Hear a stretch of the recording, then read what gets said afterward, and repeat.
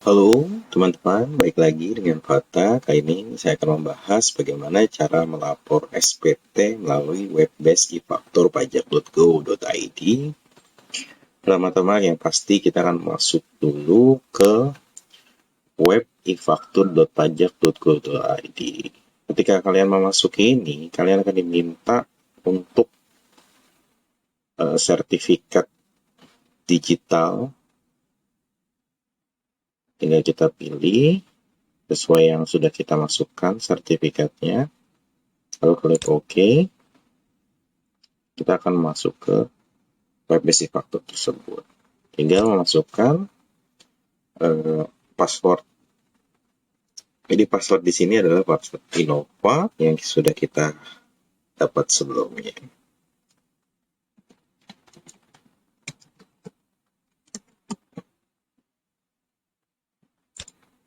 Passwordnya harus sama dengan password ketika kita masuk ke Innova. Dapat kita lihat di sini ada dashboard, ada home, profil PKP, administrasi SPT, dan download CSV pre-POP. Bisa kita pertama kali kita akan masuk ke profil PKP untuk melengkapi data ya. Di sini nama penandatangan faktur.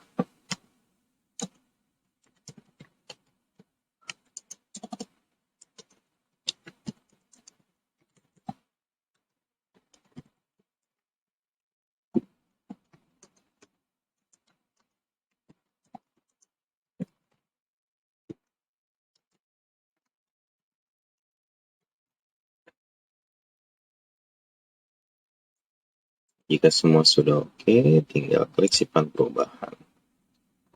Perubahan berhasil. Nah, di sini ada dua, profil aplikasi dan ada profil PKP. Kita lihat profil PKP ini tidak ada yang bisa dirubah ya, karena ini sesuai dengan data yang sama di server DJP Online. Administrasi SPT di sini ada menu monitoring SPT.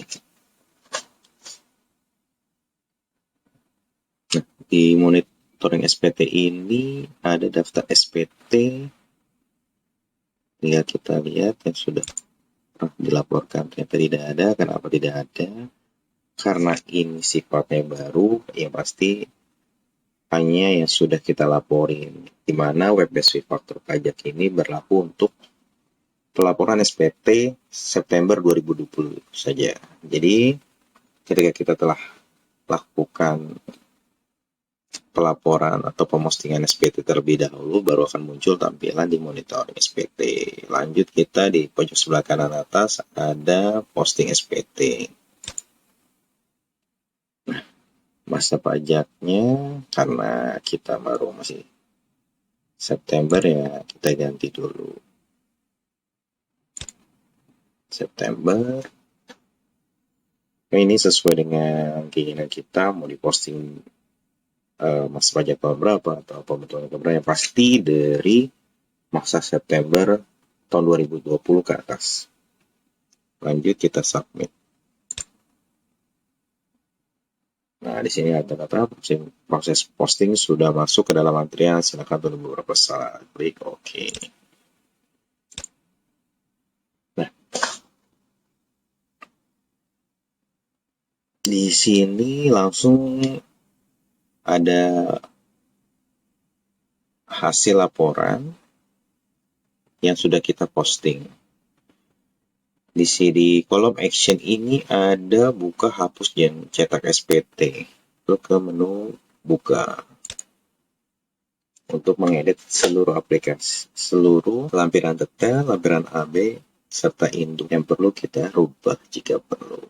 Nah, di sini kita lihat di lampiran data ini kan ada beberapa, ada form A1, A2, B1, B2, B3. Nah, tinggal kita lihat masing-masing, kita cek apakah sudah sesuai atau tidak.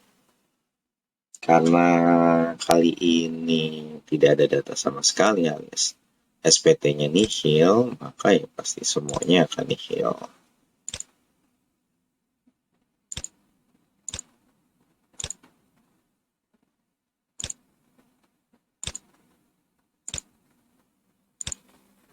Oke. Ini semua. Lanjut kita ke lampiran AB. Sebenarnya rincian detailnya sama persis pada aplikasi faktur yang sebelumnya. Jadi detailnya ini sebenarnya formatnya itu mirip dengan pelaporan SPT pribadi 1770 S dan SF itu, dimana ya pelaporannya di manual melalui aplikasi DJP online. Kira-kira menu toolbarnya seperti ini. Pertama, rekapitulasi penyerahan. Di sini ya sama seperti di SPT, aplikasi SPT e-faktur, ada ekspor BKP dan berwujud dan BKP tidak berwujud atau JKP, ada penyerahan dalam negeri. Di sini ada pajak yang tidak digunung dan digunggung. Yang digunggung bisa diinput secara manual bagi perusahaan retail, dan berikutnya di sini pun ada rekapitulasi perolehan terhadap PPN masukan. Nah, jadi yang prepolitan tadi akan masuk ke sini secara otomatis jika memang ada datanya. Nah, untuk perhitungan PM yang dikreditkan, ini ada juga yang manual, sama seperti di aplikasi faktur, di mana pajak masa sebelumnya kita lakukan penginputan secara manual terkait dengan pengkreditan masa sebelumnya atau pengkreditan atas salah satu SPT pembetulan atas salah satu masa pajak. Oke, ini kurang lebih sama semua dengan rincian pada aplikasi faktur 2.2. Jika sudah mengisi, maka kita checklist penyataan berikut dan lalu kita klik submit. Nah, ini kita kembali disuruh untuk mengklik file sertifikat.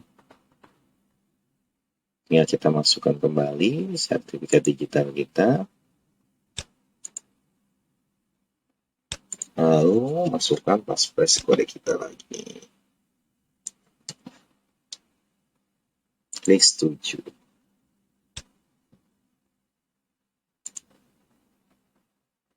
Submit SPT lampiran AB berhasil. Oke. Lanjut ke induk.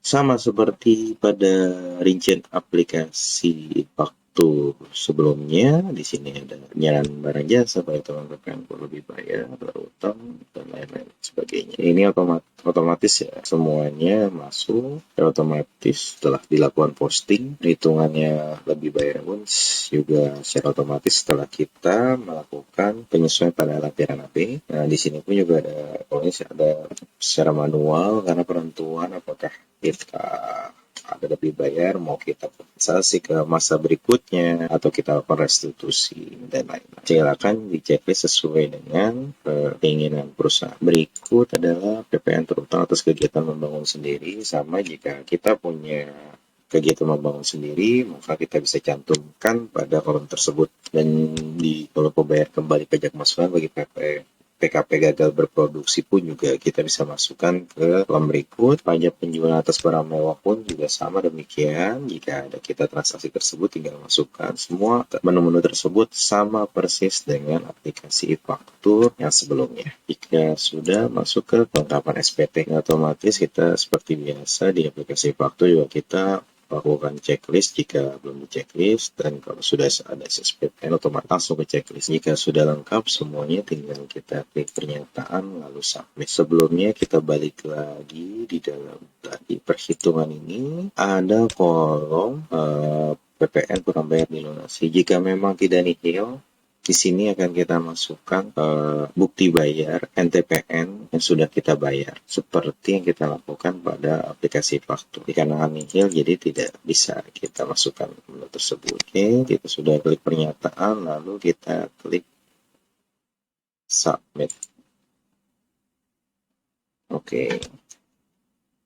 Nah, setelah kita lakukan submit dan kita review semuanya, tinggal di sini maka muncul dalam kolom action ini menu lapor. Jadi ketika semua sudah oke, tinggal kita lakukan lapor, klik lapor. Nah, di sini seperti biasa, di sini ada file lampiran PDF sama seperti DJP online, pelaporan secara e-filing.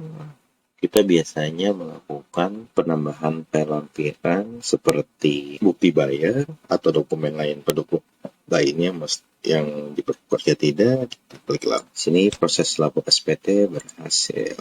Maka terbitlah BPE dan cetak SPT. Oke, di sini muncul bukti penerimaan elektronik yang sudah kita laporkan SPT-nya. Tinggal kita cetak PDF sebagai dokumen yang akan kita filing nantinya. Selain itu pun kita bisa mencetak SPT kita yang sudah kita report. Di sini pun sebenarnya ada menu download GSP Prepo. Jadi di sini kaitannya dengan FPM dan PEB yang sudah kita submit di Prepolet SPT PPN PEB untuk memudahkan kita dalam mengecek laporan Prepolet SPT PPN dan masuk PPN masukan dan PIB yang sudah terdaftar di server yang sudah kita upload. Apakah ada kesalahan atau kekurangan faktur pajak masukan dan PIB yang tertera tersebut. Dapat kita download di sini untuk melihat GSP tersebut. Dalam GSP tersebut hanya rincian mengenai list PIB dan faktur pajak masukan yang telah kita download dari server DJP yang terdapat di Prepolet. Oke, demikian penjelasan dari saya. Terima kasih. Assalamualaikum warahmatullahi wabarakatuh.